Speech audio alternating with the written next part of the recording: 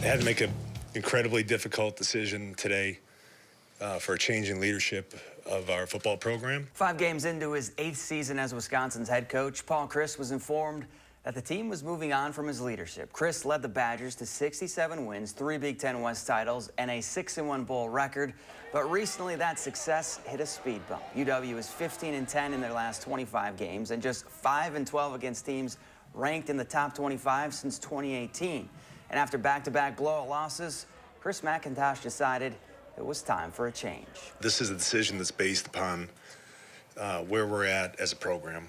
And, you know, I think it's important to make a decision when I feel it's the right time, given the circumstances of where we're at as a program right now. And so it's a tough time to make a transition, but I felt it was the right time. He's Jim Polzin from the Wisconsin State Journal. I'm Zach Hanley. This is the Badger Blueprint. Mid-season shakeup isn't normal for Wisconsin, especially because a week ago it felt like Chryst wasn't on the hot seat. What changed for Mac, and did this move shock you 5 games in? Shocked might not be strong enough. I sat with Chris McIntosh last Wednesday, so 4 days before Paul Chryst was fired, and McIntosh gave a vote of confidence to Paul Chryst. He said he was a guy that he'd worked with for 7 years. He described previous ruts Wisconsin had been through and how they'd always come out the other side, and made it very clear, at least to me, that Paul Chryst was the guy that was going to get this through. And 4 days later, he fired him. I realize a lot happened in between there, especially an embarrassing home loss. But yes, I'm stunned. This is not how Wisconsin typically operates, not how I expected Chris McIntosh to operate. The pride of Tony, Wisconsin is now the new head Badger for at least 7 games. Jim Leonhard was named the team's interim head coach, and he is Wisconsin football. Leonhard was a walk-on that turned into a 3-time All-American and one of the best defensive backs to ever play in Madison. This year is his 7th as a member of the coaching staff, and as far as his new role, well, he says he's ready. To have an opportunity to be in this position is not one that I take lightly, and am very excited for. Very mixed emotions at this point, but I feel like I can take this opportunity and help this place grow. Tough situation to take over, but big picture-wise, is the job his if he wants it? Yeah, I would think so, Zach. You know, I think you don't make this move unless there's a guy like Jim Leonhard sitting there who's probably ready, who Chris McIntosh considers ready to take this job.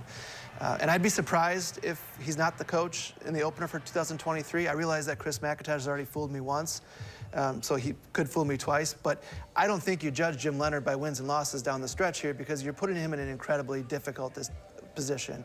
The biggest challenge for Leonhard now isn't game planning or figuring out who's calling what on Saturday. It's getting his players to compartmentalize their emotions with what happened. Paul Chryst was a huge reason why they came to Wisconsin, and now he's not with the program anymore. Anytime you go through something as a family, I mean, you all feel responsibility. I don't think that this should at all fall on any one person's shoulders. I mean, I think that's why this group is upset. Obviously, the situation's not easy.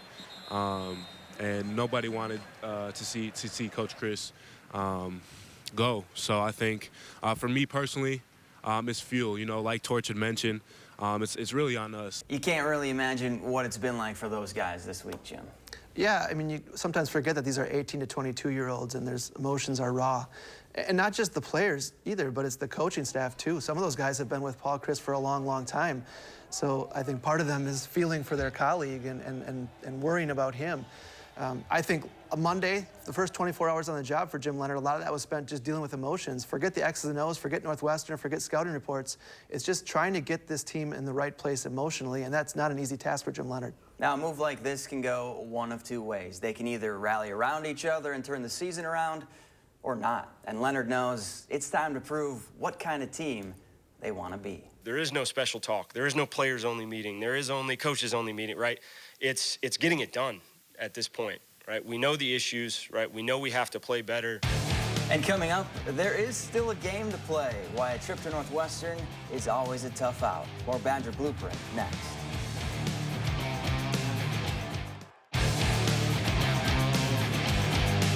We're playing a team at home that's always given us trouble at their place, and we gotta bring our A game going in there. That team is Northwestern, a program that's been a thorn in Wisconsin's side since the mid-'80s. In the last 31 meetings, the Badgers have won 16, the Wildcats have won 15. And recently in Evanston, where the two play Saturday, it's been bad for the Badgers. They've lost 6 of 7 at Ryan Field.